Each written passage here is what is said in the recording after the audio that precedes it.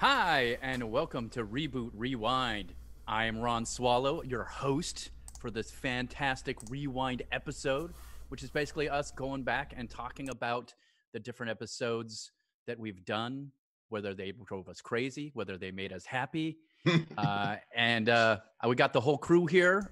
We got Billy Business. Hello, hello. We got producer Bill. Hey, hey. And we got Ed Greer.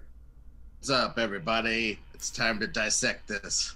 Yeah, absolutely. And this is us talking about our first and only live audience episode we ever did, which was Batman. Mm-hmm. This was an interesting one because we did it not only live, but we did it live at LA Comic-Con. Yeah. So we didn't really quite know. We didn't really quite know anything, to be honest with you. I think it was 100% like I'm all about the big swings, and this was definitely a big swing, and it was a double. It was a double. I would agree with that assessment. It was a very respectable base hit. That's what I think it was. I think to echo the baseball thing, I think we got on base with room to spare as well. We might not have got a double or a triple, though, but we got on base with space to spare. We hit it good. They had to scramble a little bit. So, okay. Yeah, it's fine. Absolutely. I feel like, look, I know that the people who watched us had a good time, but I know that for us, we didn't get where we wanted to go creatively, I think, and also the interruptions, shall we say, it did not sit well with us. I think it's but before we get into that, sure, let's talk about how we got to do this episode in the first place, and how we got here. Like, why did we decide to do it live first? What was our? I think I have to own that one. I had pushed really early on.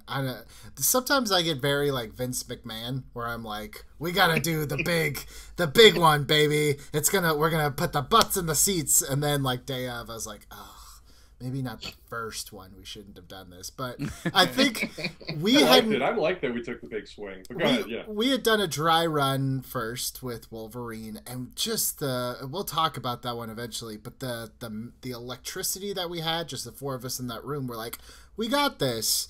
But I think we learned that day, which was like a really great lesson to learn, was chemistry is a huge part of it, but there also has to be some structure, and we just didn't know what the show was, and that probably was not the best place to try to figure it out. So when I think of like all the rebooted episodes, like, where do you rank that one? It's like I almost don't even count it as a rebooted episode, because it's kind of not like, if that was the only one you watched, it would feel that's very much almost not what the show ended up being. I think I'm kinder to it than you are, Billy. I mean, I think because we did have a structure. I mean, we broke a structure before we even recorded the Wolverine episode, and we carried a structure in that was pretty tight to that Batman episode. I think we had chemistry as people, and we had a structure, but we didn't really know how to put those two things together. And so a lot of that episode ended up being sort of these detours down somebody's pet rant, if that makes sense. Yeah. You know, like somebody just had to make a point. I was at one point I got going about the Joker and how, like, if you look at it from the perspective of a studio, you can't make a Batman movie without the Joker. And I was trying to be provocative and nobody really jumped on it. And I was like, no, you have to address this. And it's John Wick with a cape. You can stop it. He fights. He's the best fighter ever. He pole vaults and kicks people in the chest. He's the best. He's the best. Like, let him be the best. That's what. And then I was like, he must be a detective. Well, that's always your style, Ron. You're like, make them do science. Yeah, every franchise. No, Ron's like, what's the central wound? What is it?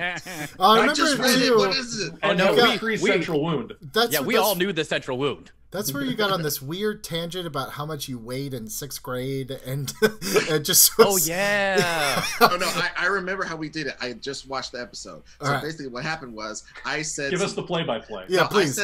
I said the dumbest thing you can ever say in human history, and I will own it. I was like, well, what's the difference between 14 and 17 as like a little dude. And Oh, then yeah. Ron goes, I went from this amount of weight, which was very small, to this other amount of weight that was very small. That's 40 pounds of muscle.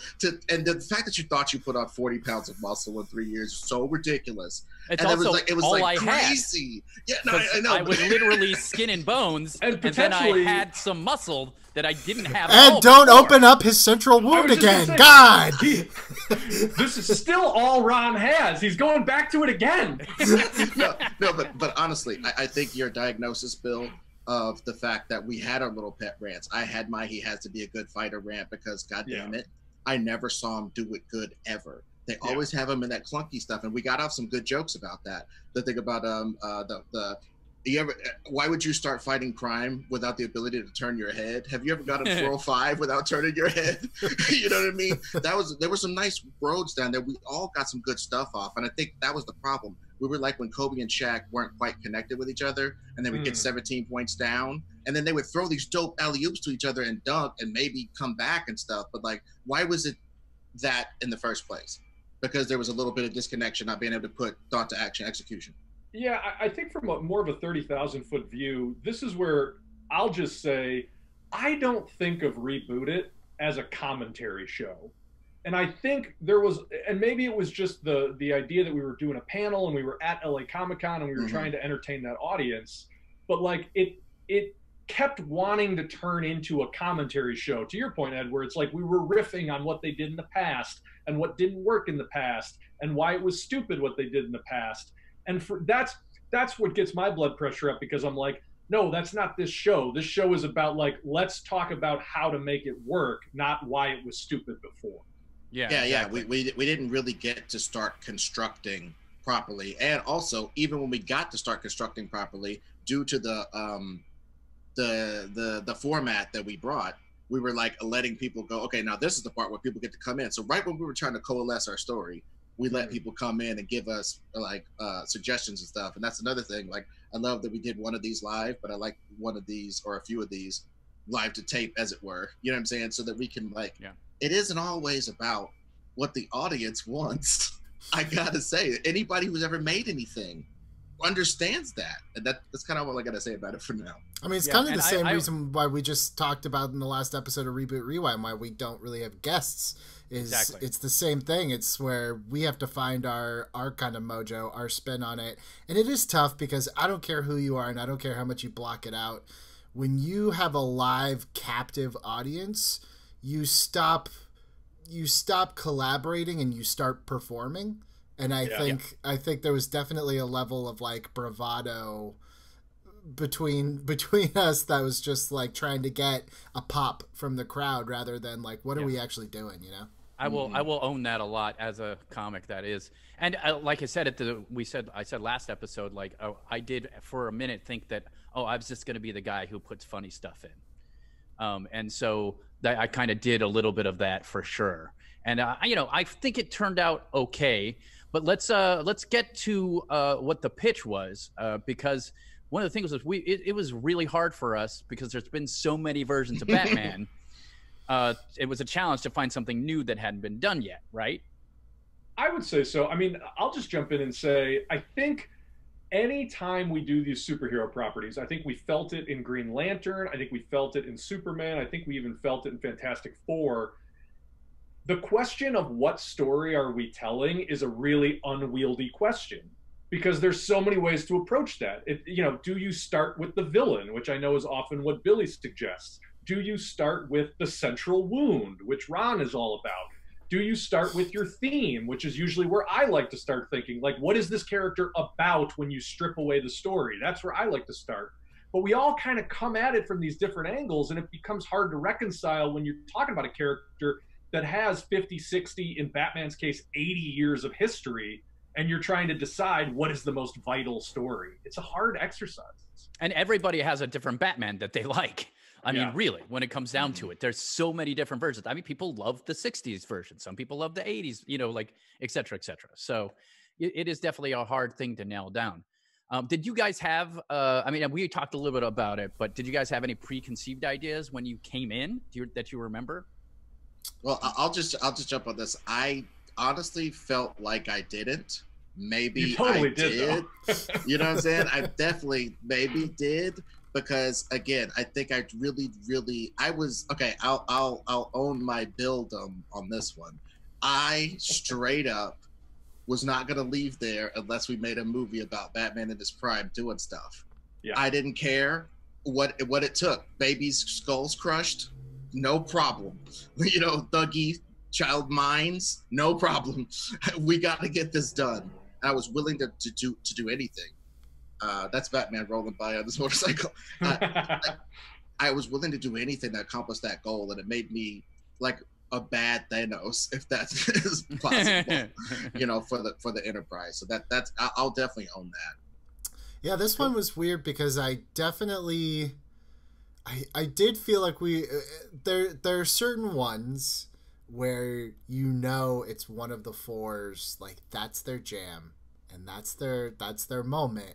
And I knew this was Ed's, so I definitely like was tiptoeing on the like, you know, what is the hill that he's gonna die on for this one, because I tried to not bring in anything. I think I was a huge advocate for some sort of like a Dick Grayson something or a Robin or a Nightwing, but again, this was not my episode to have a hill to die on. That would be Star Wars much later. Yeah, I'll co-sign that though. I think I got fixated on Robin, you know, just to totally break kayfabe. And Billy, I don't know how much we discussed this with you even, but Ron, Ed, and I did a kind of half-assed version of a Batman episode, just the three of us together. Oh, I know. I was irritated. I was super irritated. I remember that. I remember that. I got less of that then. I didn't hear as much about that as Ed did. I let it silently stew for a long time.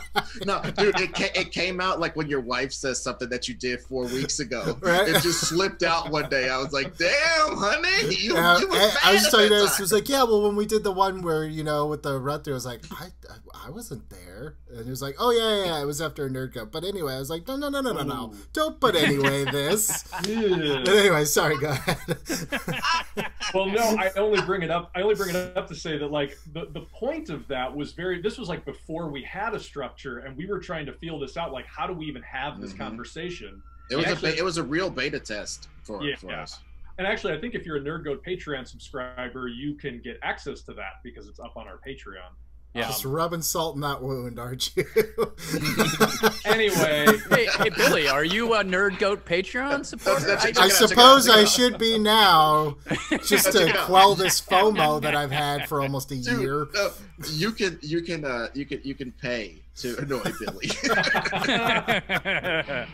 Well, so the only reason I bring that up is because two of the things that we landed on strongly in that run through were the Court of Owls and the idea of like Batman versus a conspiracy, and Robin. And like I could take or leave the Court of Owls. I think that, you know, it's an organic next step because we've never really seen that sort of conspiracy of the powerful working against Batman, and I like that idea. But the Robin idea I latched onto from the run through just because I genuinely and fully believe that is the way to tell a Batman story that is new and fresh, but also gives you can have your cake and eat it too. And I think I said it in the live episode, like you get to see the training and the dedication and what it takes to become Batman at the same time as you're getting a Batman in his prime. And to me, like, that's amazing. Yeah. So we're obviously a few months removed from it. Producer Bill, sounds like you were okay with the episode. I was okay with, I mean, there was some weird stuff in there, like Ed's idea about making Dick Grayson just like a Tim Drake kid who comes wandering into Gotham. I could take or leave. But I think where we lost the thread and sort of the episode ended before we could really do anything with it was we came up with this idea that, okay, there's the Court of Owls, there's Dr. Hugo Strange, he's setting up sort of the monster factory in the basement of Arkham. So ostensibly we could get anybody from Clayface to Killer Croc to Man-Bat, but like we never actually then told a story. We just sort of settled on that setup. No, dude, you know what we did? We Clone Wars it.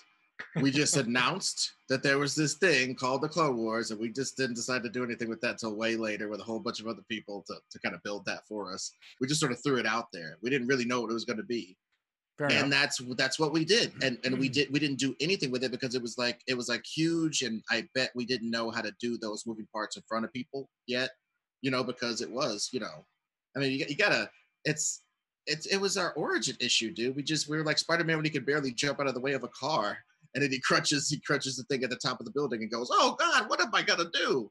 We're having trouble like sticking to the right things. We're Miles Morales, for that period in Spider-Verse, And I think for that, we're still an okay hero. I like the positivity, Ed. That's Absolutely. nice. So, Billy, how about you?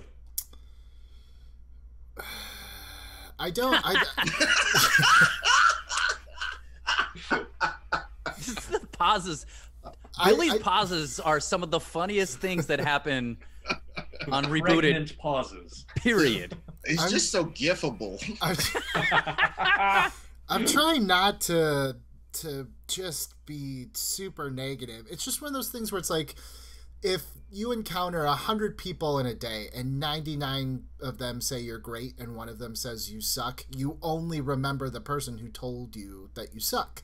So I only tend to remember the things that weren't great about it. And I, like, to be honest with you, I barely remembered even what we ended up with. I remember Ryan Gosling. I was like, yeah. And then I remember I just went on this crusade against Armie Hammer never getting a role in Hollywood again.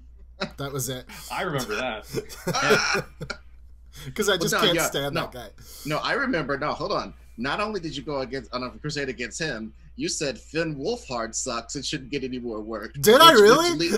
Came down hard on Finn Wolfhard. Dude, yes. Which started a rebooted tradition of crapping on Stranger Things kids. You know what I mean, he was just he is overexposed. I'll say that. I don't know why. Again, and that's maybe the point I was trying to make earlier.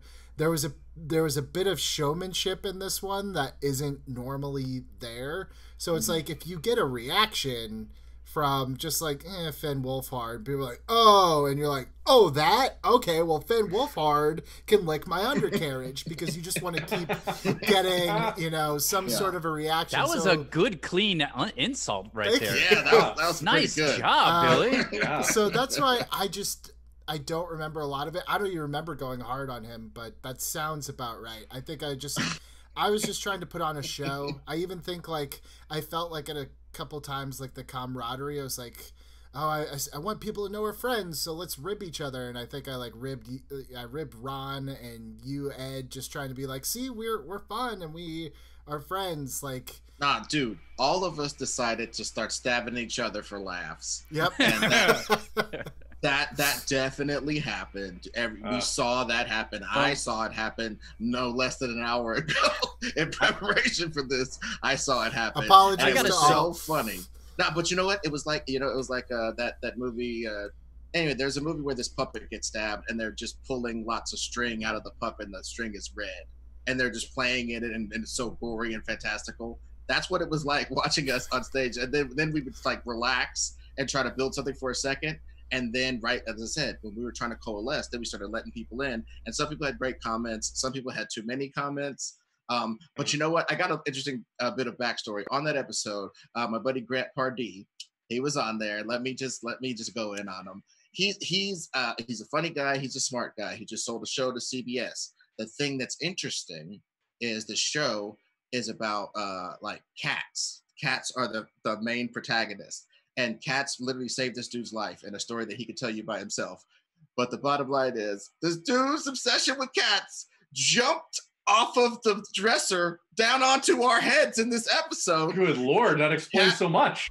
That makes so much sense now that you say that. Dude, it was, he was so in that mode because it had just saved his life and helped him out so much, and he was like, no, cats are the answer for everything. And so all of a sudden Catwoman's in our movie, and at the end we started acquiescing to it, dude. When we were pitching the overall wrap-up, Bill, you know how you pitch an overall wrap-up of the story, we were starting to acknowledge Catwoman as a thing in it because it was jammed in there, because we felt that it was weird that, yes, the love story was him and Robin.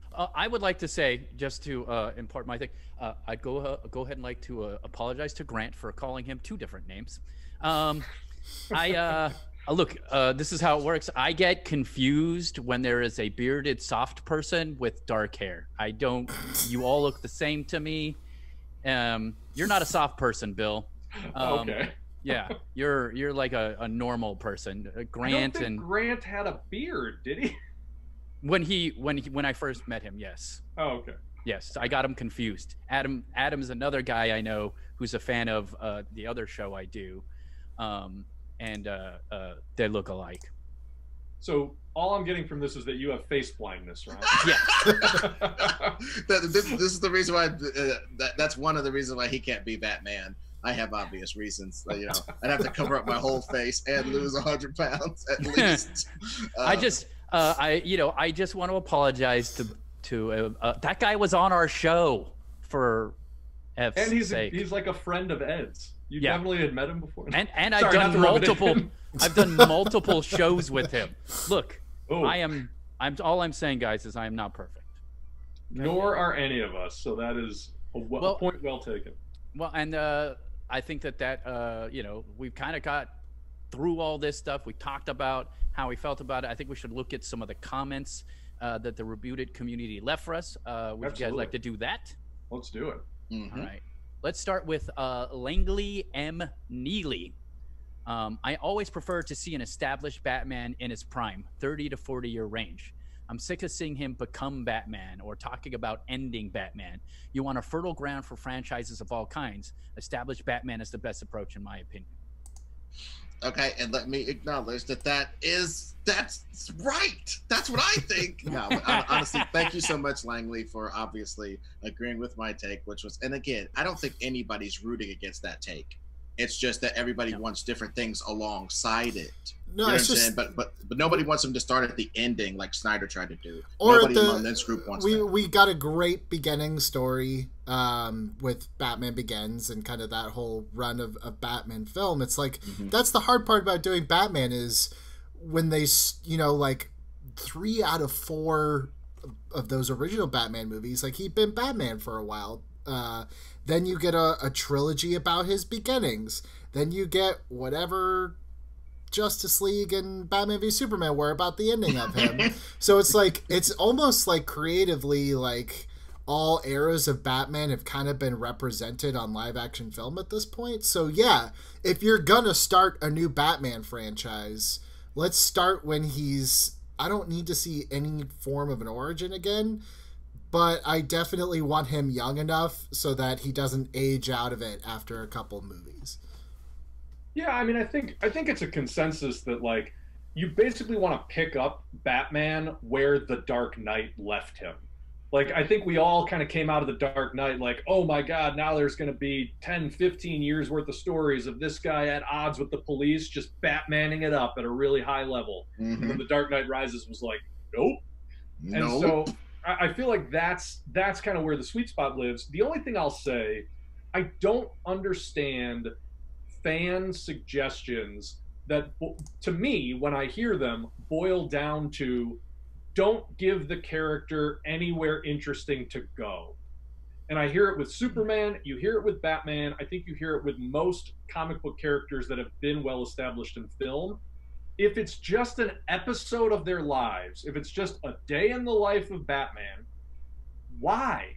And like, I get it because Batman is cool, but I don't think that's a real answer. And I don't think even for you who might suggest that that's a real answer. Yeah, I think it's, I don't know. Go ahead, well, you guys know I wrote a fantasy book a while back. I wrote this character that is super overpowered, and really through the entire thing, he just did cool stuff, but that's not a story. And people don't realize that they don't really want that. they think they just want to see Batman do cool stuff or Superman do cool stuff. Like a lot of people who liked Man of Steel liked it because he finally punched people and did it convincingly looking. So, you know, like there's these things that like people really want out of characters, but they're forgetting that they don't even know until they start getting into the story why they don't like the story.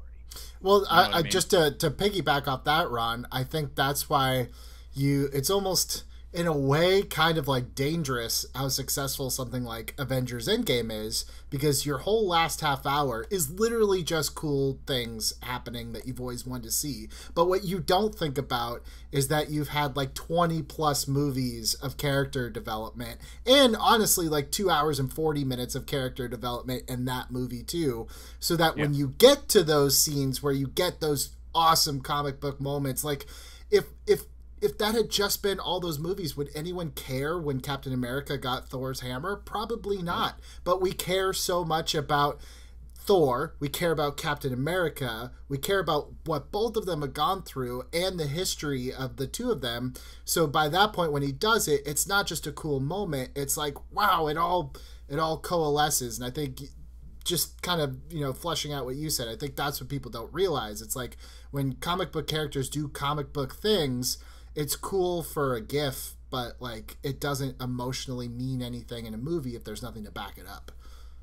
Absolutely. Yeah, and I want to address real quick, you know, the Marvel movies, I feel like are sometimes criticized by the same people who say, I just want to see Batman being Batman. Like, there's a criticism that every one of those movies takes place over like the course of a day, and it's just like this one big day, and you never get the sense that like the superheroes are going out on patrol. And it's like, that's not a mistake, that's by design, because that is ultimately what a movie is. The fact that like the whole world sort of turns and gets pulled out from under you over the course of this story, that is what makes it a movie. If you don't have that, it's an episode of Smallville, or it's an episode of Lois and Clark, or it's an episode of the Adam West Batman, all of which I have love for, but it wouldn't make sense to take the structure of one of those episodes and just blow it up on the big screen. I just really don't think it would, because it doesn't justify its own existence. There you go. I think that wraps it up nicely. Before we move on to the next comment, we have a few more to talk about. I did want to give Ed and producer Bill a chance to talk about GOAT Comics. Yes, well, you guys know that we are launching GOAT Comics. The Kickstarter is something that is still very much on, but it is being delayed. We are having a small temporary delay because we're actually addressing some behind the scenes opportunities to make the book better and make the way that we're going to present it better, and could actually turn out really well, but we're not going to be able to get it live this coming Monday. Actually, yeah. So we don't have a date for when the new version is going to come out yet. It's nothing to worry about. We will be launching the Kickstarter for mine and Ed's collaboration.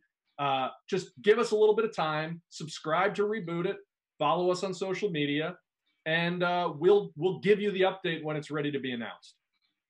Yeah, we're just trying to make it the best it can be. So thank you for giving us the time to do that. Absolutely. So once that comes out, definitely check it out. Take the money that you were going to spend on the 22nd, invest it in Bitcoin, like our Batman, like our Batman episode, and then take it out when we do it, and then. I will say this: that we have all of the reward tiers figured out for the Kickstarter. There's some awesome stuff on there, including if you want a personalized voice message from fake John Peters, you will get that. And then at the very high level, you could also get original art commissions from myself or from Ed. We are here to satisfy all your artistic needs. You gotta pledge at the right level. So there's cool stuff coming. I can't wait for John Peters to sue us. I just can't wait. It's gonna be great. I'll know we've made it when John Peters sends you a cease and desist. Billy, you are gonna love the very cagey, non-specific language that is used in this Kickstarter. to suggest who you're getting the voicemail from, but not actually tell you. So. It's Pon Jeters, everybody's favorite Hollywood executive. Oh, dude. Oh, and one thing. Okay, and so with that wrap, one thing I just have to address. To me, I do understand. I don't want to defend the Batman movie as an episode of something, because that does suck. And I think us getting stuck on Robin and Robin being the episode, basically, like Robin is the episode, or Robin is the turning point, rather, that makes it a movie. You know what I'm saying? I was just, the thing that messed me up in the middle of the episode, with Bill, when you were pitching like kind of All-Star Batman and like Batman kind of being on the edge, I was like, how the hell we gonna start out on the edge? You know what I mean? Like to me, that was like, what? We can't start on the edge. There's so many times that they started him at the beginning. There's so many times they start him at the end. But in this one, why can't we for once start it at the middle? But then, like I said, we got the Robin idea. And then I think, honestly, the Court of Owls Hugo Strange wasn't that bad. It really wasn't, because I feel like I think it's great. I don't want to turn this into a whole thing, Ed, but I don't think you can start him with nothing, like as nothing. You know what I mean? Like Jim Carrey said it in Batman Forever. If you start him there, then he won't learn nothing. Like but he's learning a bunch of stuff in that framework. He's learning how to deal with Robin, because obviously he has to, but he doesn't have to because he's on the edge already. He's a young man doing dope stuff, and now he has to take care of a kid. Batman and a baby. Honestly, man, Batman and a baby. That sounds lame. That sounds he has to learn how to be a father. What's better? He has to learn how to be a father, or he has to learn how to disconnect from his overwhelming psychotic thirst for vengeance. Give me number 2. That's all I'm saying. Look, I'm gonna have to side up with Bill on this. Well, he's never stops being a vengeance person, is all I'm saying. This concept that my conception of it, he's not a vengeance person. I'm just saying adding some adventure to the vengeance, because I think we've seen the stinky Batman in a cave quite enough. And the one that's like, every time we see Batman, usually he's sitting down and brooding about something. You know what? I gotta say, he's so sad. My girl died. I got my mask in my hand. I'm so sad. I gotta interrupt you guys. I hate all that. Stop for a second. You can tell how bad we failed on the Batman episode that this is happening right now. I gotta tell you that right now. We didn't work out anything. There is too many arguments, and maybe it's just Batman as a character and our own really passionate feelings about Batman that make it so hard to do what we were trying to do. And now with that, I'm gonna get back to comments. Okay. All right. And this is also my favorite comment on the whole episode. From Emily Lyon. I came from listening to this on Billy's channel just to comment that if Ryan Gosling could do it, Jensen Ackles could do it too. Jensen is only 2 years older than Ryan, and I'm a biased Supernatural fan. Laugh my ass off. I agree 100%. The fact that you've weaponized these people against us. You know, the thing is, I'm not... He's actually a good character. I'm not anti-Jensen Ackles. I'm really not. If the right part comes up, I think he was great.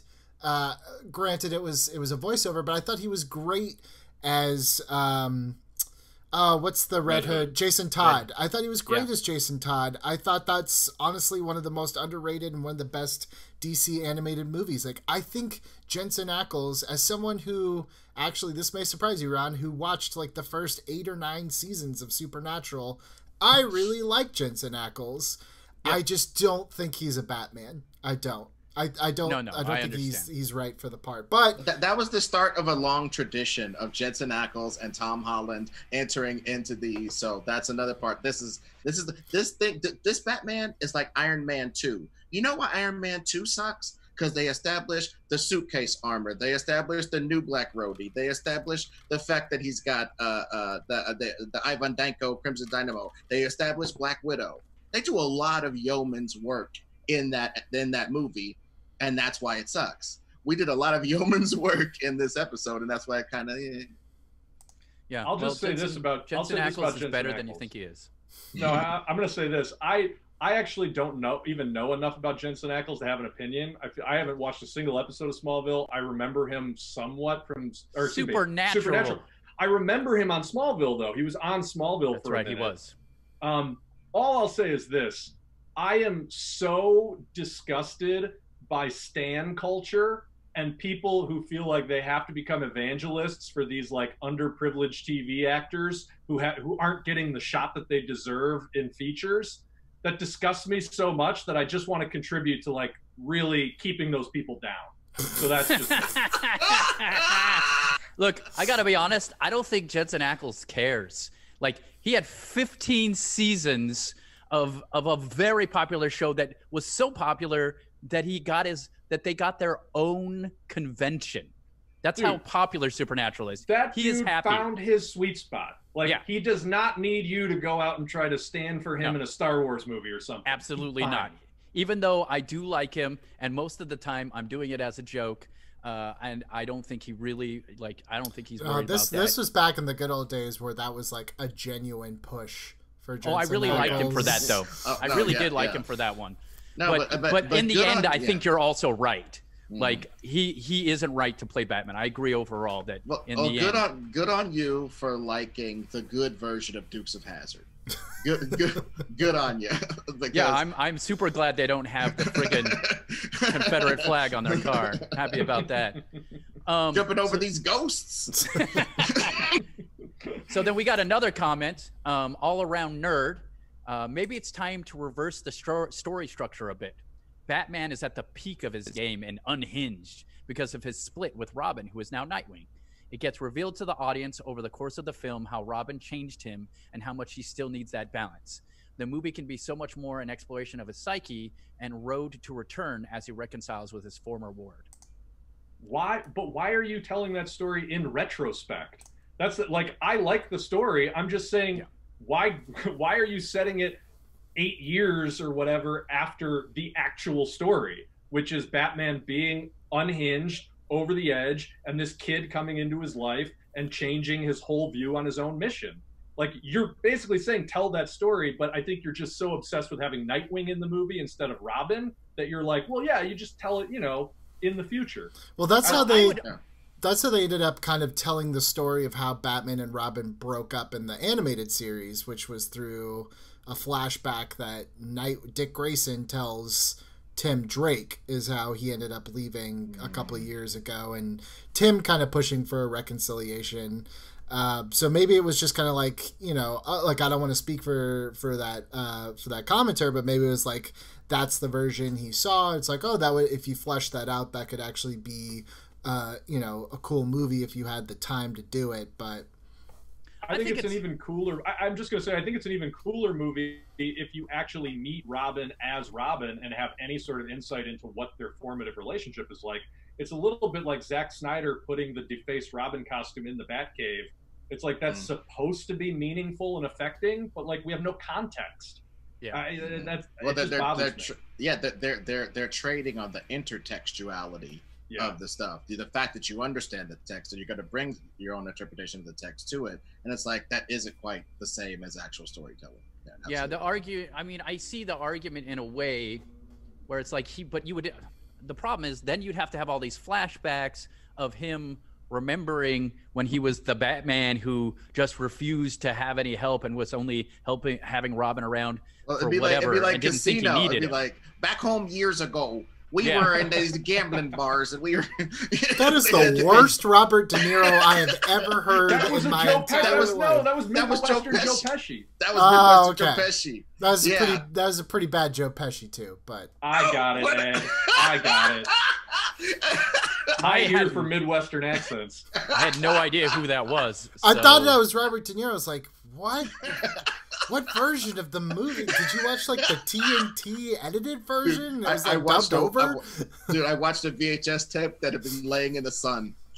That's the version I saw. Awesome. So we got a couple more comments. We got one from Lulu Edge. Why is every little profanity censored? WTF is there to gain from censoring the word kick blank? Hey, F you, Lulu Edge. No. We made a decision early on that, like, and I actually think, Billy, this came from you originally, but we know that with any podcast, with any sort of long form discussion, a lot of parents listen. And, you know, if you're a parent and you're trying to like keep one eye on your kid while also unwinding, you might throw on Reboot It. And we don't necessarily want to be dropping F-bombs or even A-bombs all over the podcast when you might have like a 3-year-old running around in the room. And it's really nothing more than that. Yeah, I think it was part of it was I got a comment on my personal podcast about that. Like, hey, I really like your show. Is there like a cleaner version? Because I think the first couple episodes I just didn't care about that because I listen to it when I take my kid to school. I think the other half of it is also like we are, you know, we said from the very beginning that we wanted to kind of establish ourselves as like these 4 creative people that if any studio, any production house looked at us, they're like, wow, these guys know what they're doing. And I don't think if we got called into a pitch meeting, we'd be like, you know, S my D and F this and whatever. Like we would talk professionally because we are 4 intelligent people. And I think we are capable of using intelligent language on this show. Yeah, that's perfect. Also, is there anything to monetization with that too? Yeah, you know, YouTube is notoriously cagey about what does or does not affect monetization because that means that they can change it whenever they want without having to tell you since you don't know. But yeah, I think profanity is probably something that it's basically anything that, you know, Coca-Cola might find objectionable to stick their brand in front of could affect your monetization. So better safe than sorry. Makes sense. And this is our last one, and I think it's a pretty good one. I'm curious to see what you guys think. It's from Roma V. My take on the reboot after listening to half of the episode, I couldn't keep my thoughts to myself and had to pen down. Please be kind and give feedback. No. I can't guarantee the kindness, okay, Roma? But here we go. Act 1. Batman catching Joker and putting him in Arkham and finding out about the death of Mr. Freeze. He decides to investigate the death and speak to notable villains and tracks down some suspects, which leads to the discovery of the Court of Owls and calls Nightwing to help. Act 2, Batman becomes Bruce and goes undercover to find out more about Court of Owls and finds out the elite pays villains to rob and steal to drum up the business of security and collect insurance and so on. Meanwhile, Nightwing dons the Batsuit to keep up appearances and finds out more. Insert cut scene of Batman and Bruce together in public. Act 3, Court of Owls is run by a reserved Batman. The same story of being orphaned but raised by an evil nanny. Evil Batman escapes, but the nanny dies. One could sprinkle cameos for future storylines, or it could be one-off. P.S. Love the show. P.S.S. Caps was stuck on by mistake, and I'm too lazy to retype it. I'm not yelling. So I want to go back and give you an idea of what it actually really did look like in Act 3. Act 3. Court of Owls is run by a reserved Batman. The same story of being orphaned, but raised by an evil nanny. Evil By the Batman way, escapes, but the nanny dies. That is where the pitch went off the rails. So if they were yelling, that would make sense. Because I was totally with it up until the evil reserved Batman with an evil nanny. That's where I'm like, what? That's not too dissimilar from where that Court of Owls ended up going with Talon becoming this own kind of hero that broke off from the Court of Owls later on. He was kind of like an anti-hero, sort of. Or also that guy, the Lincoln, whatever, the guy who was they kind of hinted the story that maybe he's a lost Wayne. Right. That was Talon. Yeah, but what is it? He's like, so he becomes like a super. That's the guy who becomes like the super. I'm sorry, I thought one of the foot soldiers did. My bad. Sorry. Yeah, well, no, he was the Talon in the story, but I think you're right. I think the one that Billy's talking about was a different guy. Yeah. So Batman minutia, it trips us up even now. Can so I address? Roma, yeah, go ahead. The one thing I loved about Roma's suggestion that really got my mind going, I do love the idea that like so many of Batman's villains, right, are sort of mad scientists who go too far, and it, you know, whether it's Mr. Freeze, whether it's Mad Hatter, whether it's some versions of the Riddler, Man-Bat, Clay. I mean, it's like all these monster characters are sort of like products of crazy scientists. What if the Court of Owls are specifically either funding or sabotaging the people who might create technological that, you know what I mean? It's like if I'm Mr. Freeze and I'm on the verge of creating a new energy source, Court of Owls is going to sabotage me, and then I'm gonna turn into a crazy person. Or if I'm the Mad Hatter and I'm coming up with mind control technology and nobody is going to fund me, somebody from the Court of Owls is going to come along to fund me, because again, they're thriving on the chaos, and by either sabotaging competitors or enabling terrorists, all they're doing is making sure that nobody shakes their power structure. And just sort of as an MO for villains, I really like that.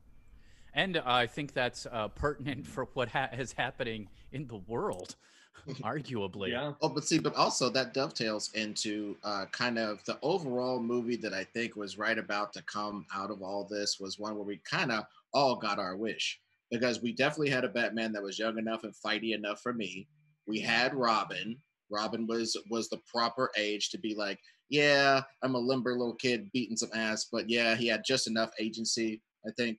And then they as a team get involved in something way above their heads, which is basically trillionaires messing with a billionaire, which is what the whole Court of Owls thing. And these guys had the resources to either use Hugo Strange or whatever with the monster factory of the Arkham Asylum, right? Basically devising not only a way to test Batman throughout this whole movie, but then at the end, we drop it on him that this is going to be a test for him over and over again, because now we've established that Arkham is the place where all of his way above the regular rank and file criminal villains come from. Totally. And I think one of the things that this sort of Court of Owls overarching conspiracy does is it explains and justifies a lot of things in Batman's world that might otherwise be problematic. So the idea that Gotham is like this incredibly huge, old, industrial city, but by the same token is like so blighted with crime and crazy people, why would you ever live there? Or this idea that like Batman is this super rich guy who would rather go out and beat up crazy people than use his money to make real change.